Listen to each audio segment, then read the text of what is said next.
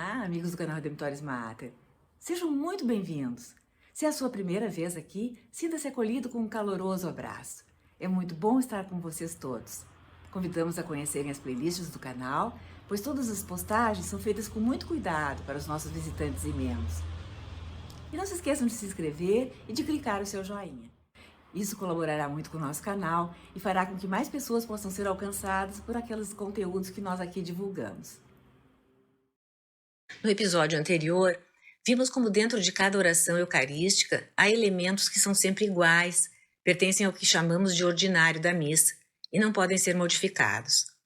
Na prece eucarística, esse elemento fixo é a consagração, com as palavras da instituição da Eucaristia. Contudo, há inúmeras preces eucarísticas, sendo a primeira conhecida como cânon romano. Essas várias preces pertencem àquilo que já vimos quando falamos no lecionário e chamamos de próprio da missa, variando com cada missa. As diferentes orações presentes no missal nos vieram da tradição viva da Igreja e são de uma riqueza espiritual enorme. Vamos procurar aprofundar-nos nessa riqueza espiritual neste vídeo. A oração número 1 é muito antiga, remonta ao tempo de Santo Ambrósio, no IV século. Foram muitos os seus autores, que construíram as diversas partes, orações, petições, ação de graças. Alguns deles foram papas, Gelásio, Léo Magno, Gregório Magno. Nela estão presentes os nomes de santos e mártires. Algumas orações eucarísticas dependem de circunstâncias especiais para serem rezadas, mas o cânon romano pode ser rezado em qualquer dia e ocasião. Ao final de qualquer oração eucarística, temos outra oração fixa, que se chama doxologia. Doxa é louvor, logos é palavra, ou seja, palavra de louvor ao Pai. Por Cristo, com Cristo e em Cristo, a vós, Deus Pai Todo-Poderoso, na unidade do Espírito Santo, toda honra e toda glória, por todos os séculos dos séculos. Aí se encerra o cânon romano, quando o povo responde dizendo Amém, como que o maior Amém da missa, para o qual tudo se encaminha. E onde encontramos na Bíblia as partes desse cânon?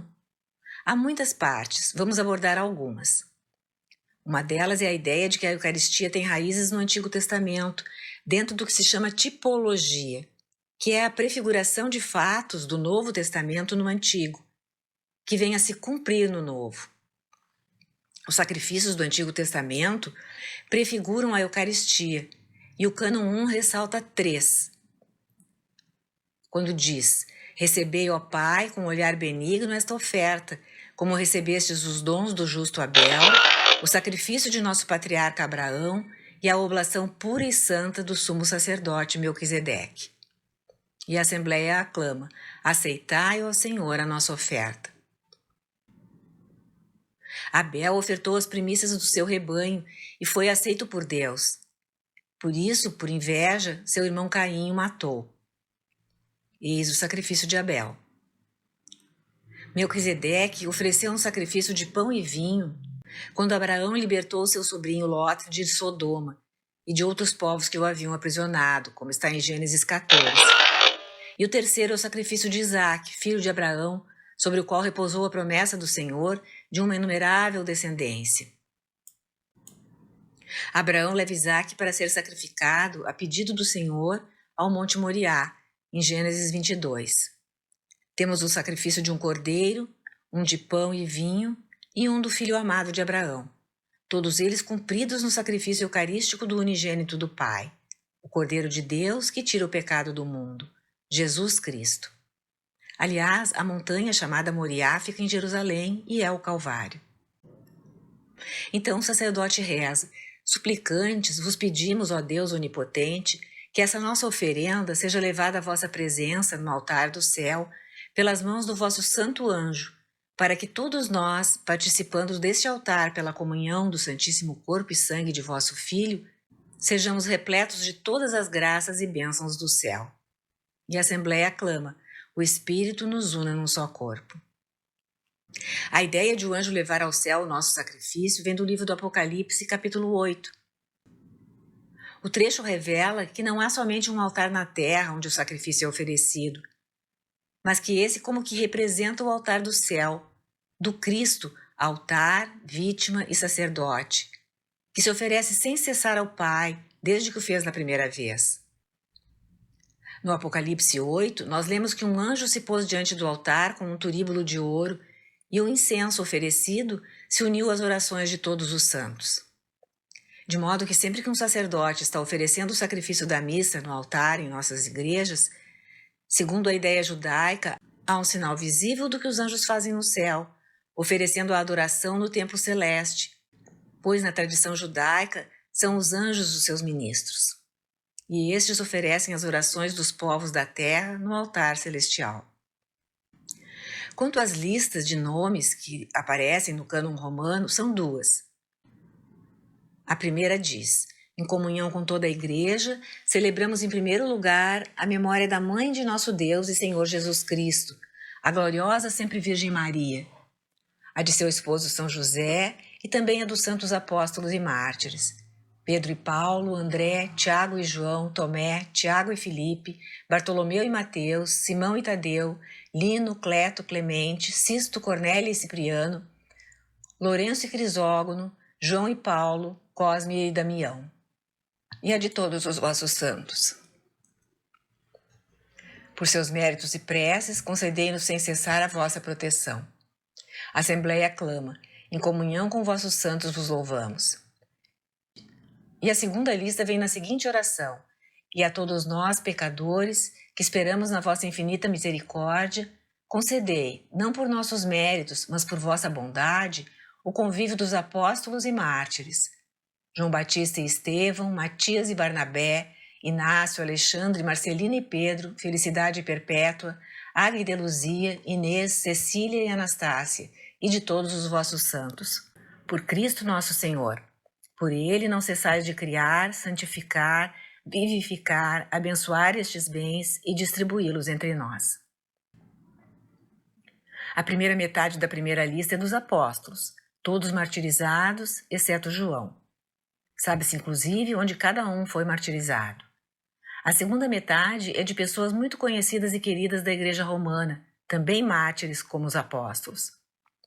Lino, o segundo Papa, Cleto, o terceiro Papa, Clemente, o quarto Papa, Sisto, o oitavo Papa, Cornélio, o 22º Papa, e Cipriano, um bispo martirizado na África e não em Roma, mas que tinha uma forte devoção e comunhão com a liturgia romana. E depois temos Lourenço, diácono, Crisógono, um mártir leigo, João e Paulo, leigos e irmãos, Cosme e Damião, doutores mártires, todos eles martirizados em Roma. A prece eucarística número 1, portanto, está em comunhão com os apóstolos e o sangue dos mártires derramado em Roma na sua maior parte, de qualquer modo pela Igreja de Roma. A segunda lista também é de mártires, encabeçada por João Batista, o primeiro que morreu por Cristo. Seguem-se 7 homens e 7 mulheres que sofreram o martírio entre o primeiro e o quarto séculos. Como as missas eram tantas vezes celebradas junto aos túmulos dos mártires, eles eram nominados pedindo-se a sua intercessão. A primeira testemunha na tradição da oração eucarística número 1 é Santo Ambrósio, que escreveu no quarto século um tratado sobre os sacramentos, incluindo, obviamente, a Eucaristia e abordando a oração eucarística. As palavras que ele cita eram quase idênticas às nossas. A oração foi escrita por várias pessoas, como Gregório Magno afirma nas suas cartas, Leão Magno, Gelásio, o próprio São Gregório. Não esqueçamos que parte da oração, como as palavras da consagração e o Pai Nosso, foram compostas pelo próprio Jesus Cristo. O que acontece misticamente quando se reza essa oração eucarística? Primeiro, quero referir que nas festas dos apóstolos, dos mártires, dos papas, é muito aconselhável usar essa oração eucarística número 1. Segundo, um alerta, não vamos confundir. Como observou Santo Agostinho, o costume da Igreja, ao rezar esse cânon, era de pedir a intercessão dos mártires para os fiéis, nominando aqueles.